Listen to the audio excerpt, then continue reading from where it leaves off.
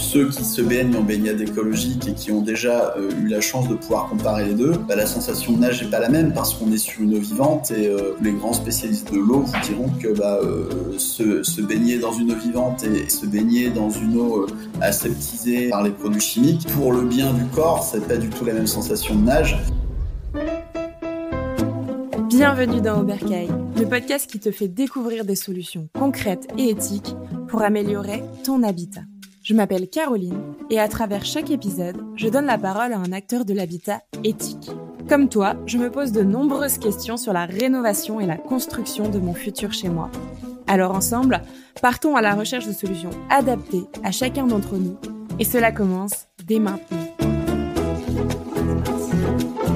Aujourd'hui, j'ai le plaisir de recevoir Ludovic Pochard. Bonjour Ludovic. Coucou.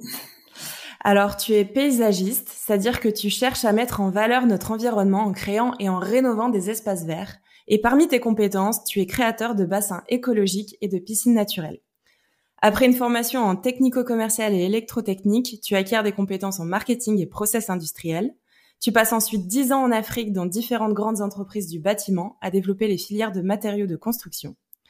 Tu reviens en France et c'est en 2021 que tu souhaites donner plus de sens à ton activité et retrouver une politique d'entreprise plus humaine que celle de grands groupes. C'est pourquoi tu décides alors de reprendre les rênes de la société Côté Jardin, une PME de 10 personnes spécialisée dans l'aménagement paysagiste et la création de bassins naturels. Est-ce que c'est tout bon sur cette présentation, Ludovic, déjà ? C'est parfait, j'aurais pas fait mieux, j'aurais pas réussi à être aussi concis. Ah bah tu vois. Et le sujet d'aujourd'hui, on va parler piscine naturelle ensemble. Est-ce que t'es prêt ? Est-ce que t'es chaud ? Et si c'est oui, est-ce qu'on peut commencer notre jeu brise-glace avec 2 affirmations sur le sujet ? Alors oui, je suis toujours passionné de parler de baignade écologique, donc c'est un vrai plaisir. Ok. Alors je t'écoute. Essaye de me piéger sur la piscine. 2 affirmations. Alors, 2 affirmations. Il faut faire très attention en baignade écologique de ne pas chauffer l'eau parce que ça risque de dérégler le biotope. Ok. Et la deuxième affirmation, comme c'est un milieu vivant, ça permet le développement des larves de moustiques. Et c'est la petite crainte, c'est qu'il y ait des moustiques sur la baignade. Voilà. Ok. Honnêtement, je sais pas. C'était le but. C'est bien choisi, bien choisi. Je dirais qu'il faut pas chauffer l'eau. Je vais dire que la vraie la vraie c'est la première du coup, et la deuxième est fausse. Est-ce que c'est ça ? Non, j'ai gagné mon piège. Ah, bien joué. Donc, est-ce que tu peux nous mettre un peu d'explication derrière tout ça ? C'est souvent, j'ai pris ces 2 affirmations parce que ce sont les 2 premières questions de tous ceux qui ont des projets de baignade. En fait, ils ont toujours peur que on va se baigner dans une eau très froide. Et non, on peut mettre des panneaux solaires et chauffer une baignade écologique, il n'y a pas de problème. Les plantes supportent très bien les montants en température. On accompagne juste la montée en température en début de saison quand il fait très froid. On essaye d'éviter les gros deltas de température, mais on peut chauffer l'eau. Une plante vit très bien quand il fait 40 degrés l'été, les baignades se portent très bien et les plantes n'ont pas de problème particulier. Donc ça, c'est une vraie affirmation. Et après, les moustiques, non. Les baignades écologiques, parce que c'est aussi une grosse crainte de ceux qui ont des projets. Non, on peut pas. Les larves de moustiques ne peuvent pas se développer dans une baignade écologique parce qu'on est sur une eau en mouvement et en fait, la larve de moustique a besoin d'une eau plutôt marécageuse, stagnante, pour pouvoir se développer. Donc c'est très propice au développement des larves de libellules qui aiment bien justement les eaux filtrées, mais les larves de moustiques ne peuvent pas se développer dans une baignade écologique. Ok, intéressant de casser ce mythe parce que c'est vrai qu'on pourrait se dire que effectivement comme c'est de l'eau stagnante, enfin pas stagnante mais c'est de l'eau, ça pourrait. Et puis ça paraît logique on se dit il y a de l'eau, les larves de moustiques se développent dans l'eau, pourquoi il y aurait pas de moustiques ? Et bien en fait l'explication c'est que le moustique a besoin d'une eau. On les retrouve, de toute façon on le voit, on l'a beaucoup nous. Moi je suis en Sologne, une des régions qui sont anciennement des régions marécageuses, et on a beaucoup de moustiques sur ces points d'eau en forêt qui sont stagnants et c'est vraiment le biotope qui est propice au développement des larves de moustiques. Mais à partir du moment qu'on est sur une eau en mouvement, la larve de moustique peut pas se développer. Ok, super intéressant. Juste un petit point de vocabulaire, je voudrais quand même m'assurer de ça. Est-ce qu'on peut dire piscine naturelle ou baignade écologique ou est-ce que c'est synonyme et c'est ok de dire les deux ? Alors, on est dans un pays de lobby et on n'a pas le droit de dire piscine naturelle car la réglementation de la piscine, pour s'appeler piscine, il faut qu'on soit sur une eau qui subit un traitement chimique. C'est tout simplement le lobby des piscinistes qui, pour freiner le développement de la baignade écologique, a tout fait en sorte pour que nous, qui développons des baignades naturelles, on ne puisse pas utiliser et communiquer avec le mot piscine pour tout simplement freiner le développement. Qui est assez commun, ouais. Et du coup, voilà. Okay. Et donc, normalement, dans toute ma communication, j'ai interdiction, d'un point de vue législatif, d'appeler ça une piscine. La législation en France, une piscine, c'est un produit qui subit un traitement de l'eau. Voilà. Donc c'est pour ça, on appelle ça plutôt une baignade écologique, une baignade naturelle, mais on n'a pas le droit, normalement, d'appeler ça une piscine. Voilà. D'accord. Bon, bah alors je vais transformer mes questions parce que attention, moi je dis piscine. Moi, je vais bien le piscine. Ça, on m'a jamais embêté avec ça, mais c'est un point quand je fais un projet pour un client, jamais je pourrais mettre dans l'offre le mot piscine parce que je n'ai pas le droit de l'utiliser pour ce type de prestations. Et d'ailleurs, mes garanties décennales sont des garanties décennales spécifiques à la baignade écologique, et c'est bien dissocié dans mes assurances décennales parce que c'est un process particulier qui n'est pas le même que pour la piscine. Voilà. Ok, super clair. Non, mais c'est pour ça que je me suis dit un petit point vocabulaire s'imposer. Bon, alors du coup, est-ce que tu peux nous expliquer en fait la différence, en quoi ça diffère d'une baignade écologique ou une baignade naturelle, d'une piscine traditionnelle? C'est quoi les grands principes et comment ça diffère? Alors, en gros, quand on fait une piscine, ce qu'on recherche, c'est tout simplement de tuer le vivant pour maîtriser les grands ratios de l'eau et d'avoir une eau aseptisée. Et en baignade écologique, on essaye de reproduire ce que l'on voit à l'état naturel pour avoir une eau filtrée et la plus claire possible. On est sur deux philosophies de l'eau qui sont différentes. Pour ceux qui se baignent en baignade écologique et qui ont déjà eu la chance de pouvoir comparer les deux, la sensation de nage n'est pas la même parce qu'on est sur une eau vivante et tous les grands spécialistes de l'eau vous diront que se baigner dans une eau vivante et se baigner dans une eau aseptisée et par les produits chimiques, pour le bien du corps, c'est pas du tout la même sensation de nage. Et même, enfin, vous le ressentez, le premier plongeon dans une baignade écologique, on a l'impression d'être dans une eau, c'est un peu l'impression d'être dans une eau de lac, sauf que on peut être dans une eau de lac qui monte à 28 degrés. Donc on a la chance de pouvoir concilier les deux, quoi. Il y a un petit avantage, effectivement. Ouais, et puis on n'est pas obligé de sortir au bout de 3 heures de baignade parce que on a les doigts rongés par le chlore. Donc nous, le but en baignade écologique, c'est de reproduire la nature et de ne pas utiliser de produits de traitement et de naturellement réguler l'eau. Voilà.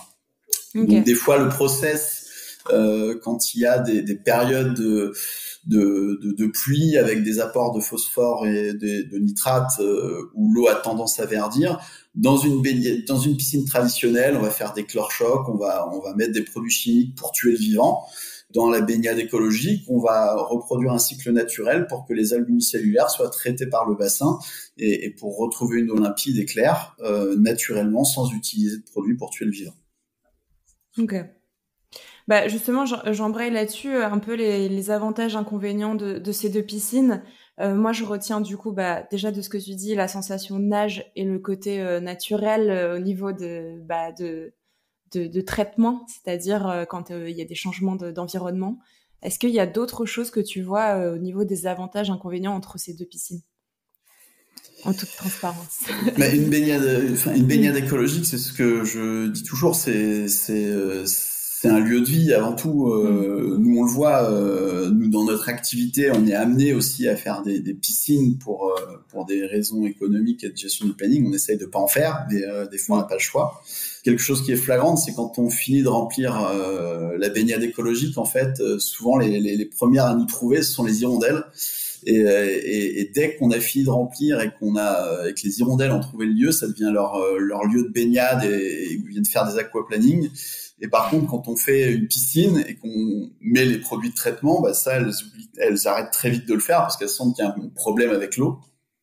Et la baignade traditionnelle, c'est sûr que c'est pour l'usager et c'est pas le lieu de vie que l'on peut retrouver en baignade écologique où très rapidement, au bout d'un an, vous avez les larves de libellules qui se sont développées, vous avez des libellules qui vont tourner autour du bassin, vous avez les grenouilles qui vont se retrouver dans les filtres à plantes. On choisit de se baigner dans un lieu de vie qui on partage la baignade et c'est pas du tout la même philosophie qu'une piscine. Et pour le confort de nage et pour le plaisir de nage, c'est absolument différent, quoi. On n'est pas du tout sur la même chose. J'invite tous les gens qui vous écoutent et qui nous écoutent à aller voir des baignades écologiques pour se rendre compte de ce que c'est. Et on milite, nous les premiers, à ce que les gens ne fassent pas de piscine parce que c'est un non-sens écologique, alors qu'une baignade écologique, très clairement, a un vrai sens écologique. Il faut savoir que quand on est en interdiction d'arroser ou quoi que ce soit, la baignade écologique reste peut-être un réservoir d'eau pour faire plein de choses, quoi. Moi, j'ai beaucoup de clients qui font des baignades écologiques parce qu'ils sont sur des domaines où le PLU leur impose, par exemple, une réserve d'eau pour les pompiers. Et donc, du coup, quitte à faire une réserve d'eau pour les pompiers, on en profite pour faire une filtration naturelle de l'eau, pour avoir une eau propre pour se baigner. Et le but, c'est de concilier nos envies et nos besoins de se baigner avec notre monde de demain, quoi. Donc on sait que la problématique de l'eau est un réel enjeu. Donc quitte à partir sur un projet, autant partir sur des projets où on n'est pas que sur un projet pour le baigneur. On peut l'associer à plein d'autres choses, quoi. À la nature et aux autres aspects, oui, tout à fait. Est-ce que tu peux nous expliquer un peu le fonctionnement d'une baignade écologique? Comment un peu de zéro, on a le projet, comment ça se passe en fait pour trouver peut-être l'emplacement, etc. Alors, la baignade écologique, on cherche à reproduire la nature. Donc, nous, ce que l'on fait dans notre process, c'est que on reproduit le traitement naturel de l'eau, d'une eau de pluie qui va rentrer dans la terre et qui va descendre gentiment jusqu'à la nappe phréatique. Et on essaye de reproduire ce traitement naturel de l'eau qui est le passage dans les différentes strates de la couche terrestre qui va l'emmener jusqu'à la nappe phréatique. Parce que quand vous avez une eau de pluie et quand elle arrive dans la nappe phréatique, elle a subi plein de traitements naturels parce qu'elle est passée par différentes strates de minerais. Et donc du coup, on a ce premier effet de traitement qu'on essaye de réaliser. Et en fait, on reproduit via un filtre biologique, c'est-à-dire que dans notre bassin, on a une partie baignade et on a une deuxième partie qui est une partie filtre à plantes, où là on va mettre nos plantes, et dans ce filtre à plantes, au fond du filtre à plantes, on va mettre un drain relié à une toute petite pompe, et ce drain vient aspirer et créer une dépression, la pompe crée une dépression dans le drain, qui va créer une dépression dans les différentes strates de gravier qu'on met dans le filtre à plantes, et qui va attirer l'eau de la baignade vers le filtre à plantes. Donc l'eau de la baignade, quand elle est attirée vers le filtre à plantes, elle est chargée de ce qu'elle se charge de pollen, de peau morte, du baigneur, d'algues unicellulaires qui se sont développées. Et elles se retrouvent dans le filtre à plantes. Et en fait, elles doivent traverser, elles sont attirées, happées par la dépression qui est créée dans le drain. Et en fait, elles doivent traverser les différents minerais qui se composent dans le filtre à plantes. Et en fait, en voulant passer ce minerai, comme on est sur différentes strates de minerais, en fait, les algues unicellulaires, les peaux mortes, vont se retrouver bloquées dans les différentes strates de ce filtre biologique. Et donc, du coup, elles vont se décomposer et sédimenter dans le filtre biologique. Ça permet, nous, d'assurer le nettoyage de notre bassin de baignade et ça apporte du substrat dans notre filtre biologique. Et c'est là où les plantes, en fait, ce qu'elles font ce que l'utilisateur de piscine fait dans sa piscine au quotidien. Il va passer son robot, son balai. Nous, les plantes, ce qu'elles vont faire, toutes les peaux mortes, les algues unicellulaires qui se sont décomposées dans le filtre biologique, qui ont créé du substrat, il y a un moment, il faut les enlever parce que sinon, le filtre biologique, il sature. Et donc, du coup, quel est le rôle des plantes? Tout simplement, c'est de avec leurs racines et leur besoin de se nourrir, elles vont piocher ce substrat pour assurer leur croissance, en fait. Et c'est là où, en fait, on vient désengorger notre filtre biologique qui, en gros, correspond aux différentes strates terrestres qui vont entre l'eau de pluie et la nappe phréatique. On peut le reproduire par la reproduction, c'est le filtre biologique. Et en fait, comment on désengorge ce filtre biologique? C'est les plantes qui, via leur croissance, vont désengorger et manger le substrat. Voilà. Donc ça, c'est la première étape de filtration. C'est c'est le cœur de la baignade écologique. C'est vraiment ce qui nous assure la filtration au quotidien.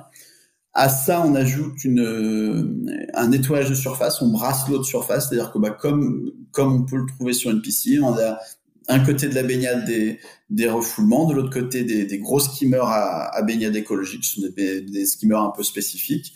Et en fait, on vient brasser l'eau de surface pour avaler un maximum de feuilles et tout ce qui peut tomber dans le bassin pour éviter que ça sédimente et que ça se décompose dans le bassin. Okay. Et puis, ce que les utilisateurs qui nous écoutent connaissent en piscine, on est tout le temps en train de régler le pH parce que à la base on dérègle le pH quand on met des produits chimiques. En fait, ce qui se passe quand vous avez un électrolyseur sel ou quand vous mettez du chlore dans une eau, vous allez faire monter le pH parce que naturellement la réaction du chlore dans l'eau, ça fait monter le pH. Et donc du coup, quand on a des piscines traditionnelles, comme on dérègle l'eau avec le chlore ou l'électrolyseur sel. Et donc, du coup, on remet du pH dans l'autre sens pour rebaisser le pH pour que le chlore soit efficace et on est toujours dans cette petite logique. Nous, en baignade écologique, on laisse le pH naturel de l'eau. On ne travaille pas sur le pH. Et pour éviter que l'eau se dérègle quand il fait très chaud l'été, ce que l'on fait, c'est qu'on a un petit système complètement mécanisé qui s'appelle un carbonateur. On va apporter du carbone dans l'eau. Et comment on le fait? Tout naturellement, c'est un petit système Venturi sur un des refoulements qui est relié à un drain dans la terre, en fait. Et quand ça passe dans ce refoulement, en fait, ça vient créer une dépression dans le drain et ça amène du carbone que l'on retrouve dans le drain de la terre. Et en fait, ça permet d'éviter les montées en pH quand il fait très chaud et ça permet d'oxygéner les plantes en même temps. Ok. Et là, on est encore sur un système complètement mécanisé.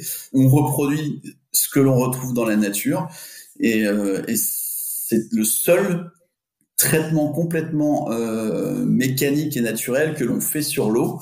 Donc, on apporte du carbone dans l'eau via ce système Venturi qui est un petit appareil mécanique et pas d'électronique, rien. Nous, la seule électronique qu'on va retrouver dans notre bassin, c'est une petite pompe, parce qu'il faut surtout des petites pompes qui aillent pas trop vite, parce que pour reproduire dans le filtre à plantes les différentes strates que l'on retrouve, c'est ça, lent. Il faut que ça soit très très lent. Parce que si on allait trop vite, en fait, les algues unicellulaires, si l'eau va très vite, l'algue unicellulaire va suivre le fil de l'eau et on va la retrouver de nouveau dans notre bassin. Le but, c'est que ça soit très lent pour qu'elle se pose dans les graviers et qu'elle se décompose dans les graviers. Donc on cherche pas un gros brassage mécanique, on cherche juste à ce que tout ce qui se retrouve dans l'eau de baignade soit bloqué dans le filtre à plantes. J'ai l'impression qu'effectivement, par rapport à une piscine naturelle, le système est quand même moins complexe sur la forme au total. Enfin, il y a moins ce côté gestion que... Enfin, pas piscine naturelle, pardon, piscine traditionnelle. Il y a moins ce côté gestion de la piscine, quoi. On dérègle pas l'eau, donc on n'a pas besoin de la régler. La seule complexité, c'est de tout bien calibrer dès le départ. C'est-à-dire que, en fonction du volume d'eau, en fonction de comment se trouvent les filtres biologiques par rapport à la partie baignade, nous, on va calibrer les pompes, on va calibrer les dimensions de drain, et c'est ce dimension, toute la difficulté, et la seule difficulté, c'est dans la création d'arriver à reproduire le bon cheminement de l'eau. Et une fois que ça, c'est maîtrisé, après, parfois, quand il pleut, l'année dernière, il a beaucoup plu l'été. Et nous, en fait, le problème de la pluie, c'est que, on va pas se mentir, il y a l'agriculture tout autour. Donc, les pluies sont chargées de tout ce que l'on met pour nourrir les plantes en agriculture. Donc, on retrouve beaucoup de nitrates et de phosphore dans les eaux de pluie. Et quand il pleut beaucoup, on apporte du nitrate et du phosphore dans une eau. C'est l'été, il fait chaud. On a beaucoup de développement d'algues unicellulaires parce qu'on leur donne un biotope parfait pour se développer. Donc les eaux tournent. Donc, comme je le disais tout à l'heure, en piscine traditionnelle, on fait un chlore-choc et on régule tout. Nous, on n'utilise pas de produit. Donc, il faut accepter que ça soit le bassin qui, lui, naturellement, pendant 24, 48 heures, va devoir happer toutes ces algues unicellulaires, les emmener dans le filtre biologique, qu'elles sédimentent dans le filtre biologique, et petit à petit, ça va revenir à la normale. Et on n'utilise rien, et c'est ce qui est un peu déconcertant pour nos clients au début, parce qu'ils disent mais il a plu, l'eau est verte, qu'est-ce que je fais quoi? Et quand c'est la première année d'utilisation, on est en stress, on dit ça y est, j'ai acheté en fait une mare à canard et je me retrouve avec une mare à canard dans le jardin. Et en fait non, la baignade écologique, il faut juste la laisser travailler, et c'est sûr que les contraintes liées à la baignade écologique, ce sont les contraintes du quotidien qu'on s'impose nous quand on a des valeurs écologiques dans notre quotidien. Oui, il y a des choses qui sont plus contraignantes. On l'accepte, c'est notre mode de vie, et on vit avec, et après on s'en rend plus compte en fait. Et la baignade écologique, c'est ça, c'est oui, il a beaucoup plu, c'est l'été, il fait chaud, et bien forcément, il y a des algues unicellulaires qui se développent. Et il y a deux types d'humains. Il y a l'humain qui va dire moi je veux l'utiliser demain, dans une heure je vais être dans la piscine, donc je fais un chlore-choc et je veux une eau propre. Et puis il y a celui qui se dit c'est la nature, c'est comme ça, mais je fais confiance à mon bassin, de toute façon en 24 heures il va me réguler les algues unicellulaires et l'eau va redevenir limpide. Et ça il faut le savoir. Ça c'est des choses sur lesquelles j'insiste quand les gens ont cette démarche de baignade écologique. Voilà, c'est pas une piscine que vous faites, c'est une baignade écologique, avec tous les avantages. Et moi, avec le temps, je vois plus que les avantages. Et je trouve ça magique que naturellement, quand il a beaucoup plu l'été, qu'il y a un développement d'algues unicellulaires, de voir le bassin qui naturellement, sans l'aider de quelque sorte que ce soit, juste avec le cycle de l'eau, arrive à se réguler tout seul, quoi. Ok. Bon, c'est vrai que c'est assez magique pour ce point-là. J'aimerais bien savoir au niveau des... Est-ce que, tu sais, pour une piscine traditionnelle, on utilise souvent des revêtements. Alors, il y a plusieurs types de revêtements, on va pas tous les faire. Comment on fait pour une piscine, une baignade naturelle? Est-ce que c'est à même la terre? Est-ce que comment ça se traduit au niveau du terrain? Alors, il y a une étanchéité, en effet. C'est pas une étanchéité de piscine, parce qu'il faut savoir que en piscine, il y a deux types de revêtements très connus, qui sont le liner et la géomembrane. Sauf que ces technologies d'étanchéité en piscine sont toxiques pour les plantes et tuent les plantes. Donc, on peut pas les utiliser en baignade écologique. Alors, un petit aparté, si ça tue les plantes, vous imaginez bien que ça doit pas être très très bon pour nous non plus, quoi. Et donc du coup, nous en baignade écologique, on appelle un matériau qui s'appelle l'EPDM, qui est un élastomère, un dérivé du caoutchouc, qui a l'avantage qu'on le change jamais en fait. On l'utilise beaucoup ça ressemble à une chambre à air de vélo en fait. On l'utilise beaucoup en toiture terrasse, sur les chalets de jardin, des choses comme ça. En toiture terrasse, c'est des garanties de 40 ans, quoi. Nous en bassin, on n'a jamais changé, quoi. Donc, ça a l'avantage de la longévité, c'est qu'on a fait le bassin et on reviendra pas sur les étanchéités. Et ça a surtout l'avantage pour les plantes de pas dégager de formaldéhyde, de pas tuer et de pas être toxique pour les plantes. Mais forcément, il faut une étanchéité, parce que en fait, le sol autour de vous est gorgé de polluants. S'il y a une eau de pluie et que toute l'eau de pluie ravine dans votre bassin, elle va se charger de tout ce qu'elle va trouver dans les sols aux alentours. Alors, imaginez, vous avez des viticulteurs qui viennent de faire un traitement, ou vous avez un maraîcher qui est pas bio et qui a mis ça, vous allez le retrouver dans votre bassin et vous allez complètement dérégler l'eau. Donc, c'est pour ça que on isole notre bassin. C'est le lieu de vie qui est complètement isolé, et ça permet d'éviter tous les polluants qui viennent de l'extérieur. Ok. Au niveau de la consommation d'eau, c'est souvent un sujet aussi au niveau des piscines / baignades. Est-ce que, comparé à une baignade naturelle, comment ça se passe au niveau de la consommation d'eau? Est-ce qu'il faut remplir son bassin? Est-ce que c'est équivalent? On a les mêmes problématiques que pour une piscine, Quand l'eau baisse, il faut accepter de remplir. Après, j'ai des clients qui font le choix de laisser gentiment le bassin baisser l'été, mais après, au bout d'un moment, on est obligé de fermer le circuit parce qu'en fait, vous allez avoir des différences entre votre niveau de baignade et votre niveau de filtre biologique. Donc j'ai des clients qui tous les ans acceptent de dire bon tant pis, j'accepte que le niveau baisse et puis quand elle est plus en fonctionnement, je l'arrête. Mais on a les mêmes problématiques à partir du moment que on a de l'eau l'été, il y a de l'évaporation et il faut forcément faire du remplissage. Oui, ça pour ça reste assez équivalent. Ok. Est-ce que y a des solutions de rénovation? Imaginons qu'on a des auditeurs qui ont des piscines aujourd'hui traditionnelles et qui ont envie de passer à la baignade écologique. Est-ce qu'on peut changer, faire la transition facilement, ou est-ce qu'il faut tout détruire et tout recommencer à zéro? Alors, il y a des solutions très simples pour transformer une piscine traditionnelle en baignade écologique.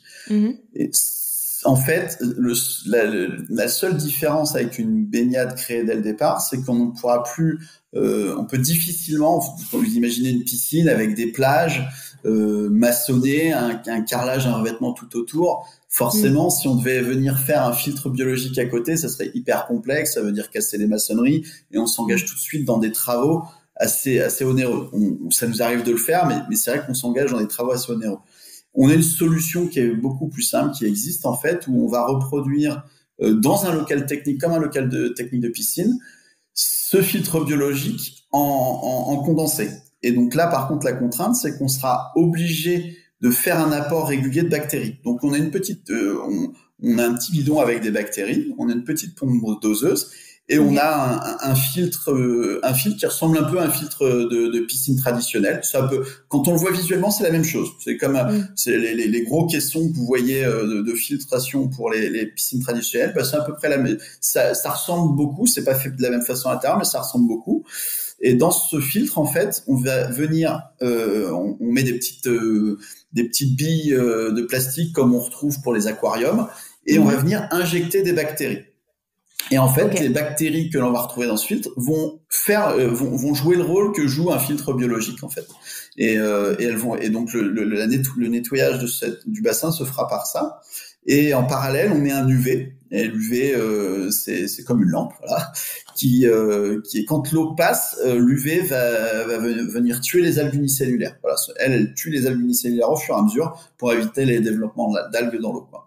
Donc, vous avez ce filtre biologique, qui est ce gros filtre qui sert à manger les peaux mortes, à manger tout ce qui était en décomposition dans le bassin. Et puis, vous avez l'UV qui va servir à tuer les algues unicellulaires pour éviter les développements. Et là, on n'a pas de traitement de l'eau du tout. On n'a pas besoin de produits chimiques. On n'a pas besoin de gérer notre pH. On est dans l'utilisation quotidienne à l'identique d'une baignade écologique qu'on aurait créée avec un filtre biologique. La contrainte, c'est qu'il faut cette petit apport de bactéries qui se crée pas naturellement dans le filtre biologique. Dans le filtre biologique, elle se crée naturellement. Là, elle se crée pas. Donc il faut faire ce petit apport de bactéries qui sont les bonnes bactéries du bassin qui permettent de consommer les peaux mortes pour les transformer en substrat. Ok. Donc on peut dire c'est un système un peu hybride de transition. On ne pourra pas avoir le vrai système de fond d'avoir commencé à zéro, mais c'est ça. Ça permet d'avoir. Mais ça permet. Aujourd'hui, j'ai beaucoup de demandes parce qu'on se rend compte qu'il y a de plus en plus d'allergies de peau, quoi. Il y a beaucoup de gens allergiques au chlore en fait. Où la peau devient trop sensible, ouais. C'est ça. Les peaux, on se rend compte, nous, on a de plus en plus de demandes, ne serait-ce que pour ça, pas forcément des gens qui ont des valeurs écologiques, mais qui se disent, qui ont des vraies problématiques de peau, en fait, et qui font des allergies. Et, beaucoup au départ mal conseillés se disent je vais mettre un électrolyseur sel, c'est du sel, comme ça je ferai pas d'allergie de peau. Sauf que le sel, qu'est-ce qu'on fait? Un électrolyseur sel, on électrolyse du sel et on le transforme en chlore. Donc on a la même problématique qu'une eau chlorée naturellement. Et donc du coup ces gens-là sont obligés vraiment de partir sur des solutions complètement naturelles de filtration pour ne pas avoir leur problématique de peau, quoi. Donc on voit qu'il y a de plus en plus d'hypersensibilité des peaux et aujourd'hui il y a beaucoup de gens qui s'intéressent à la baignade écologique, ne serait-ce que pour ce sujet-là. Au niveau de l'entretien, on en a parlé un petit peu tout à l'heure, mais est-ce qu'il y a vraiment des choses à faire en plus pour la baignade écologique, ou est-ce que, à part remplir de temps en temps un peu d'eau, si vraiment pour activer le système, Alors, j'ai deux types d'utilisateurs de baignade écologique. J'ai le client qui s'en fiche d'avoir le revêtement vert et donc du coup qui va laisser comme ça. Et j'ai le client qui veut avoir une baignade aussi propre qu'une piscine et qui va passer le robot dedans. Les deux existent. Les deux existent. En fait, ce qui se passe, c'est que dans une eau vivante, tout revêtement, tout corps plongé, vous avez un biofilm qui se forme. Vous mettez votre main dans l'eau, vous la laissez 1 heure, et si vous touchez votre main au bout d'1 heure, vous allez voir, c'est comme une petite surface visqueuse, c'est ce qu'on appelle le biofilm. Et donc, tous les revêtements, les étanchéités du bassin sont recouverts de ce biofilm. Et si régulièrement on passe pas le robot, les biofilms, au bout d'un moment, elles vont accrocher les algues unicellulaires. Et donc, les algues unicellulaires qui vont s'accrocher sur ce biofilm, elles vont pas être traitées dans le filtre biologique. Et donc, du coup, le revêtement va verdir. Ça va pas dérégler l'eau du bassin, mais ça donne cette sensation de salissure du revêtement parce qu'il prend cette couleur verte des algues unicellulaires qui se sont accrochées au biofilm. Et donc, j'ai des clients qui veulent avoir leur bassin propre parce qu'ils aiment pas visuellement cette couleur verdâtre, et donc du coup ils passent le robot régulièrement pour toujours voir le revêtement noir de l'EPDM. Okay. Et donc dans ce cas-là ils passent le robot. Et puis s'il y a une chose à faire, c'est tous les ans, en fait, en fin d'hiver, on coupe tous les végétaux à zéro et on les met au compost, parce qu'en fait on les fait repartir pour un nouveau cycle de vie. Donc en fait, qu'est-ce que tous ces végétaux qui ont séché, en fait c'est tout le substrat qui a été enlevé du filtre biologique. Le but, c'est de pas les laisser se redécomposer dans le filtre biologique et se retransformer en substrat. Donc le but, c'est de les couper à zéro et d'évacuer ces plantes mortes, enfin ces plantes qui ont séché, et de les mettre au compost pour les laisser repartir sur un nouveau cycle. Ok. Rien d'autre au niveau de l'entretien, quoi. Écoutez, je réfléchis. Non, vraiment, c'est ce qui est. Ça reste assez simple, quoi. C'est ce qui est. Encore une fois, ce que je disais, c'est la difficulté, c'est le bon équilibre dès le départ. Et après, dans l'utilisation quotidienne, ça dépend de l'utilisateur. J'ai des gens qui vont briquer leur baignade écologique tous les jours, qui vont chercher à enlever le biofilm tous les jours. Je leur dis, alors moi j'ai pas ce courage-là, ma baignade écologique, les revêtements sont verts, ça me va bien, j'ai pas de souci j'ai pas besoin d'avoir un revêtement hyper propre. Et puis j'ai des clients donc il y a beaucoup de baignades écologiques en Allemagne, et les Allemands ont cette vigueur à l'ouvrage de nettoyer tous les jours leur bassin. Bon, moi, je suis pas cet utilisateur-là. Et après, je le comprends. C'est aussi agréable d'avoir une baignade très belle, très propre du côté baigneur. Et souvent, ils le font. Ils disent, c'est pas que ça me dérange moi, c'est quand les gens viennent, au-delà du fait que je veux que visuellement ça soit joli, il y a toujours une appréhension de l'utilisateur qui connaît pas la baignade écologique de rentrer dans l'eau. Et donc, du coup, j'aime bien que ça soit bien propre pour que, justement, que visuellement, ils ont l'impression que ça soit une piscine, quoi. Voilà. Mais en soi, ça ne dérègle pas mon eau d'avoir le revêtement qui est recouvert d'une pellicule d'algues unicellulaires. C'est pas gênant, et l'eau va pas devenir complètement verte parce que j'ai les parois qui ont verni. C'est deux choses différentes. Donc non, c'est pas très contraignant en termes d'entretien. Et le gros avantage, c'est que on n'a pas à mettre des outils d'analyse pour vérifier est-ce que mon chlore est bon, est-ce que mon pH est... Non, l'eau vit, est naturellement vivante, elle se régule. Et la chose la plus surprenante, moi, c'est que j'ai des baignades qui ont plus de 10 ans. Les gens n'entendent plus du tout parler, quoi. Ils vivent avec leur bassin. Avec le temps, on se rend compte que le bassin s'équilibre, et ça devient un lieu de vie qui est complètement autonome. Et plus la baignade prend de l'âge, plus elle se régule, en fait. Elle s'habitue, le système s'habitue à son eau de remplissage, il la connaît, il la régule, et des clients qui ont des baignades depuis plus de 10 ans, je vous dis, c'est très rare. On s'était amusé il y a 3-4 ans à essayer de rappeler les vieux projets de baignade pour savoir comment ça se passe. On se posait même la question, est-ce que c'est parce qu'ils ont fermé le projet, pourquoi on les voit plus et on les entend plus au téléphone? Et en fait, non, c'était tout se passe bien, on n'a pas de soucis particuliers. Justement, par rapport à l'entretien, on en a parlé un peu tout à l'heure. Tu disais que c'était possible de chauffer l'eau pour les plus frileux d'entre nous. Est-ce que, au niveau de l'entretien, comment ça se passe déjà pour chauffer l'eau? Est-ce que c'est une pompe à chaleur? ou autre système? Et si oui, est-ce que du coup il y a l'entretien qui se rajoute de ça en fait?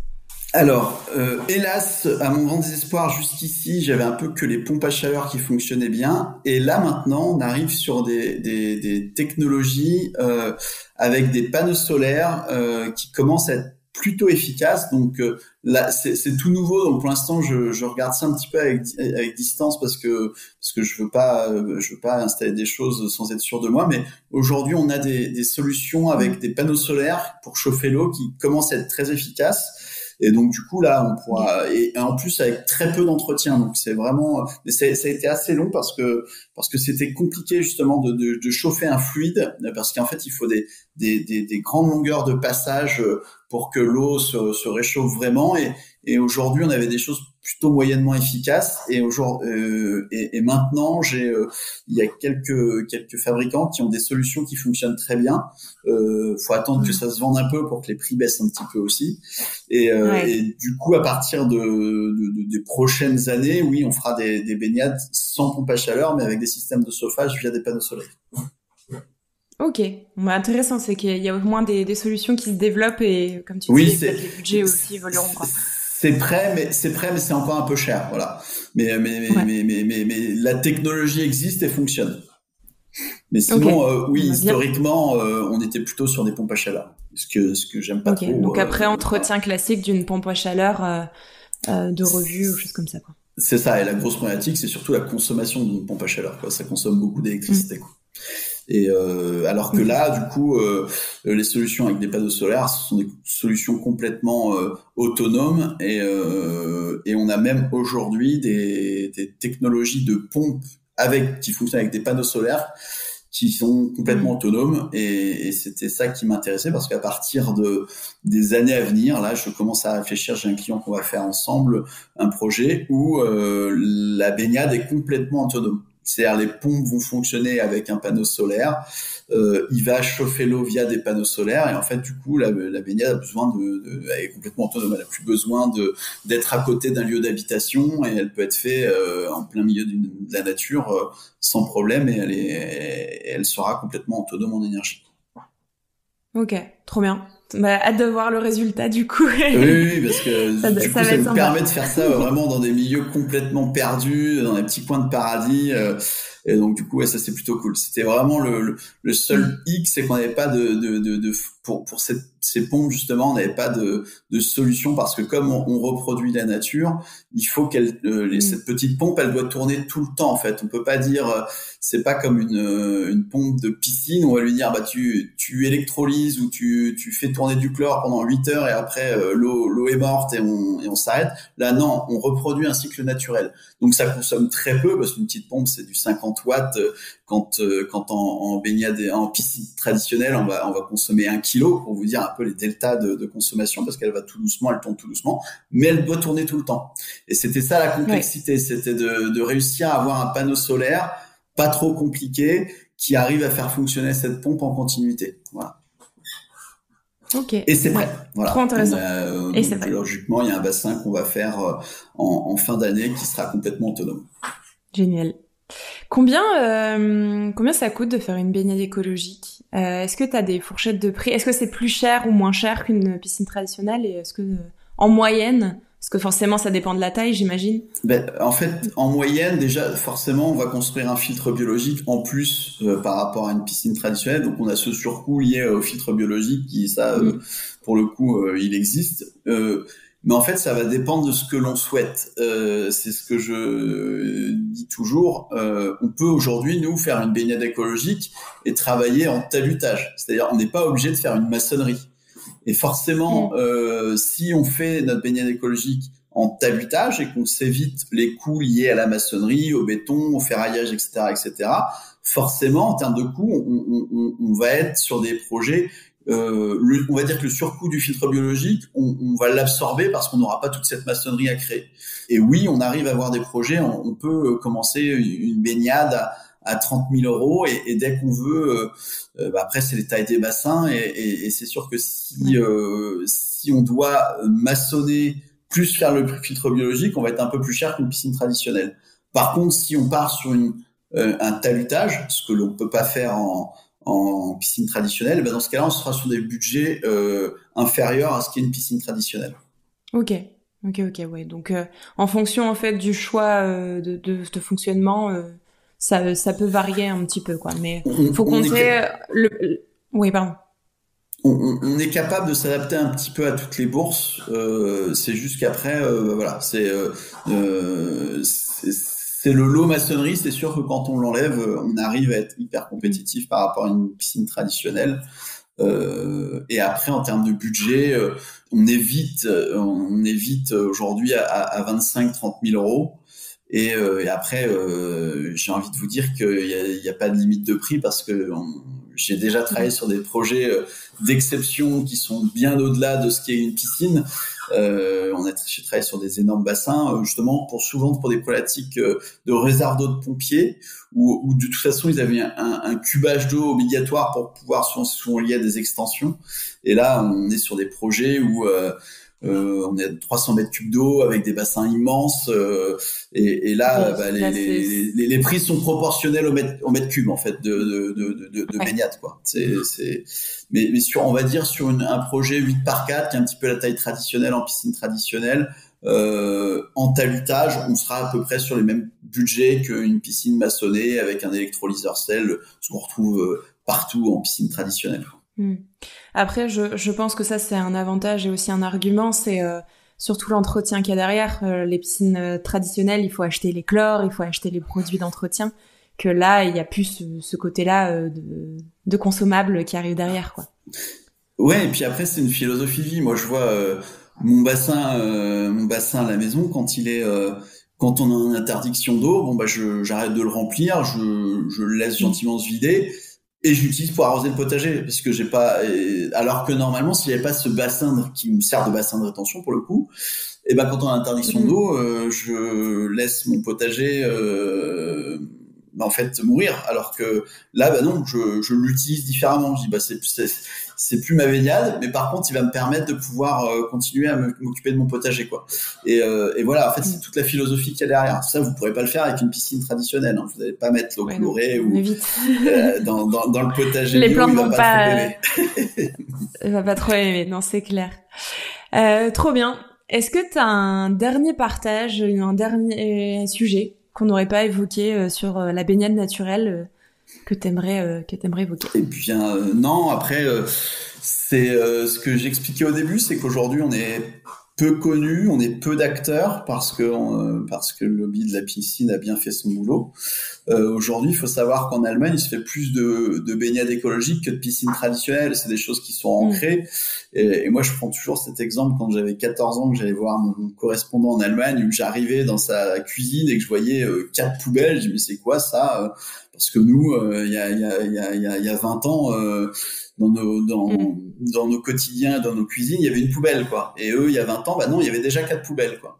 Et sur la baignade, ils ont aussi 20-30 ans d'avance sur nous. C'est eux, ne serait-ce que, et ils le font pas forcément que pour leur valeur écologique, ils le font aussi pour leur bien-être, en fait. Et ils se rendent compte que se baigner dans une eau pleine de produits chimiques, c'est un non-sens, en fait. C'est un non-sens. Autant pas se baigner ou aller chercher une rivière pas trop loin ou un lac et aller vous baigner dans une autre rivière ou un lac.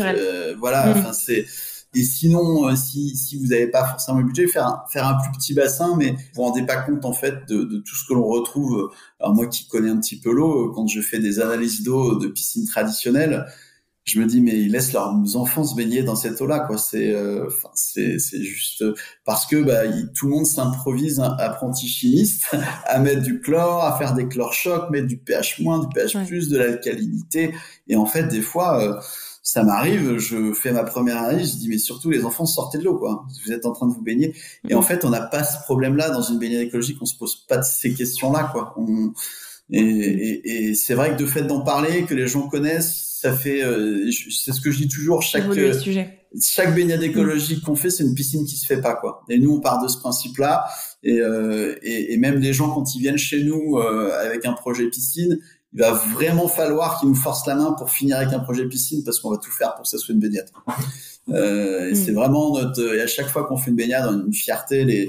Les équipes sont super fières de créer ce biotope, de voir la nature arriver très très rapidement sur ce lieu de vie. Et voilà, il faut en parler autour de nous parce qu'on n'empêchera pas les gens d'avoir envie. Il y avait ce débat il y a pas très longtemps sur il faut interdire les piscines. Et d'un point de vue législatif, c'est impossible, c'est très compliqué et les gens feront toujours des piscines. Donc essayez de limiter. C'est sûr qu'il faut limiter les bassins. Il faut savoir partager ces bassins aussi. Moi, je sais que ma baignade, elle est ouverte à tout le monde, tous les gens qui m'entourent et tout ça. La maison, elle est ouverte. Vous y allez. Le but, c'est qu'il y ait un maximum de baigneurs qui l'utilisent pour pas que chaque baigneur ait besoin de sa petite baignade chez lui. Et ce qui est important, c'est que voilà, on essaye de pousser sur la baignade plutôt que sur la piscine, quoi. Parce que les Allemands ont très bien compris.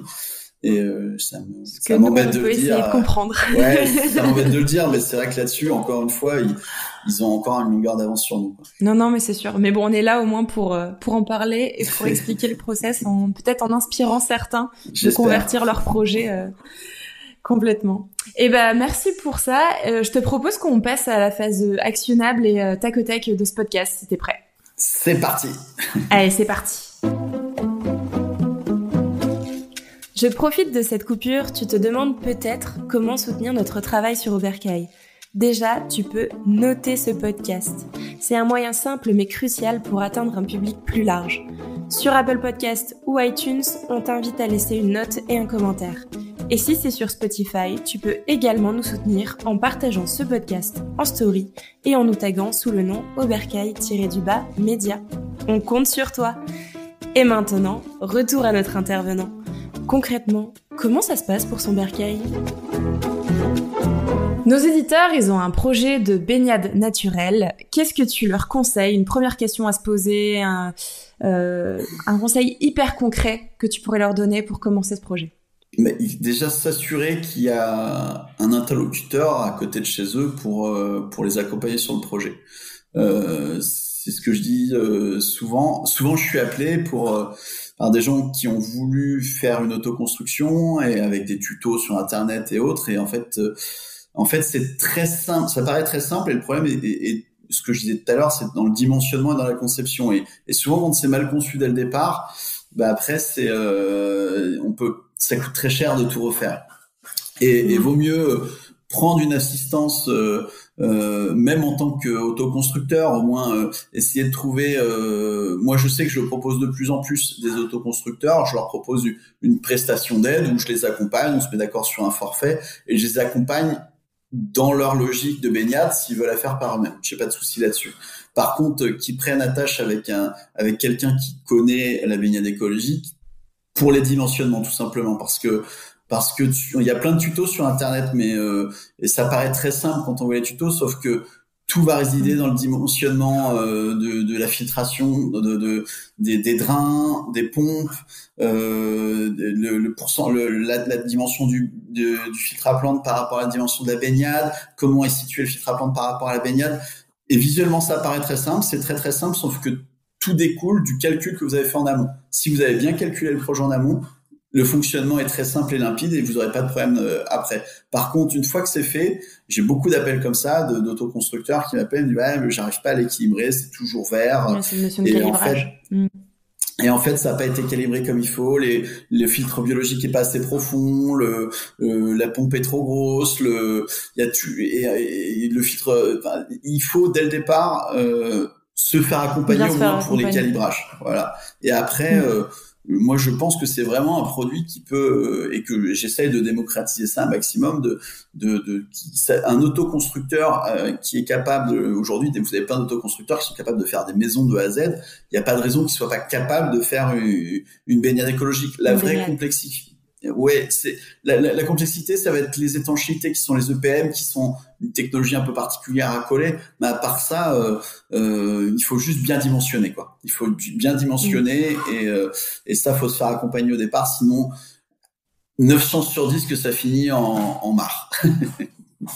Ok. Donc le calibrage, oui, et peut-être la pose de l'EPDM qui pourrait être un peu Ouais, les points que de... ça, ouais, c'est ça, c'est ça. C'est vraiment les deux points sur lesquels il faut appeler un professionnel, essayer de s'arranger avec lui, dire bon, écoutez, je veux la faire pour moi-même, comment vous pouvez m'accompagner? Et on n'est pas nombreux, donc moi j'ai plein de zones blanches. Je suis souvent appelé dans le sud de la France pour aller faire des projets. Je dis non, moi les équipes, on peut pas se permettre d'aller si loin. Et dans ce cas-là, je leur dis, par contre, je peux vous accompagner. On regarde comment je peux vous accompagner à distance et on travaille comme ça. Mais faire appel à quelqu'un, sinon c'est sûr vous aurez une mare à canard. Ce qui est bien aussi, hein, mais dans ce cas-là, ça sert à rien de faire des étanchements. C'est pas la volonté. Oui, non, c'est clair. C'est clair. Pour toi, dans le meilleur des mondes, c'est quoi pour toi ton bercail idéal? Alors moi, je cherche l'autonomie complète, donc je me suis acheté mon petit bout de bercail. Maintenant, je cherche à être de plus en plus en autonomie. J'ai ma baignade écologique parce que c'est pour moi l'eau, c'est un élément essentiel dans mon bercail. Et donc du coup, la première chose que j'ai faite, c'est que j'ai fait ma baignade écologique. Je retape ma maison petit à petit. C'est une maison qui est loin des villes, avec peu de nuisances sonores parce qu'en fait j'ai eu la chance de grandir au milieu de la forêt avec zéro nuisance sonore, et j'ai beaucoup voyagé. J'ai fait 10 ans d'Afrique, comme tu le disais au démarrage, et pendant 10 ans en Afrique, là, j'ai adoré la vie et les mentalités. Ce qui m'a gêné, c'est la nuisance sonore. C'est extrêmement bruyant, et mon bercail, s'il y a un truc important, c'est les seules nuisances sonores que j'accepte, c'est la nature, quoi. Et là, pour le coup, ça m'apaise, je dors bien. Par contre, les nuisances des villes, je les supporte plus, quoi. Donc, mon bercail préféré doit être assez loin des villes. Ok. Donc, du coup, si tu avais un mot pour le décrire, ce serait quoi? On va une petite maison, comme ça, peu d'entretien, une grande baignade, un beau verger, un beau potager, et puis c'est plusieurs mots, ça, hein. Ouais, on va dire le plus naturel possible, voilà, le plus proche de la naturel. Nature. Ok. Est-ce que tu aurais des ressources pour s'informer sur le sujet de la baignade naturelle? Des choses qui t'ont peut-être inspiré? Est-ce que il y a des choses qui te viennent comme ça? Oui, alors il y a le Biotop qui est j'ai envie de dire le précurseur et l'inventeur un petit peu de la baignade écologique dans ce qu'il a de plus naturel. Voilà, ce sont des Autrichiens. Vous allez sur le site de Biotop. Nous, on aime bien travailler avec eux. Pourquoi? Parce que eux, le créateur de Biotop est décédé, mais son but, c'était d'éradiquer les piscines. C'est un Autrichien, il voulait pas de piscine, il voulait absolument que tout le monde passe à la baignade écologique. Il a cherché, et c'est lui qui est à la base de cette philosophie de chercher à reproduire la nature pour traiter l'eau de baignade. Et il y a plein d'explications avec des schémas sur leur site internet qui sont plutôt bien faits, et donc du coup en première approche c'est plutôt pas mal. Après il y a quelques, si vous allez sur internet, vous tapez baignade écologique, vous allez trouver des échanges, et c'est des échanges plutôt informels. Il y a on est peu de professionnels, hélas, nous. Et donc du coup il y a peu de ressources. Il faut plutôt se diriger sur des liens allemands ou autrichiens si on veut des ressources sur la baignade écologique. Et Biotop, pour moi, c'est les seuls qui ont en plus fait cet effort d'avoir un site en français. Donc on peut avoir déjà pioché pas mal d'informations sur le site de Biotop. Ok. Est-ce qu'il y aurait des invités ou une personne que tu aimerais voir sur ce podcast, ou un sujet, si t'as pas la personne en tête, un sujet qui t'intéresserait de voir sur le podcast? Oui, alors je sais que il y a, je vois autour de chez moi des jeunes artisans qui se lancent dans la rénovation de bâtiments en utilisant les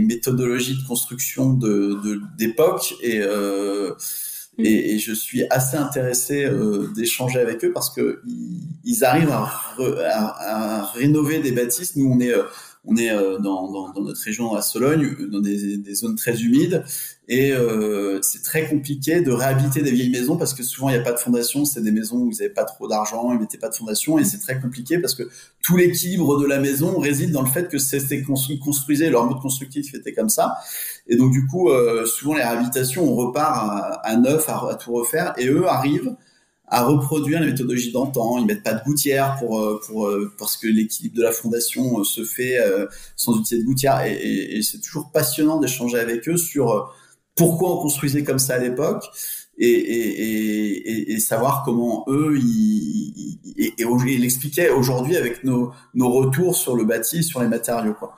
Donc je sais qu'il y a une jeune mouvance qui rénove des vieilles maisons en utilisant les méthodologies d'antan, et c'est toujours un plaisir d'échanger avec eux, quoi. Ok, et je me le note. On parle un peu de bâtis anciens, on a déjà eu des petits sujets là-dessus, justement sur la reconstruction ou la rénovation de bâtis anciens.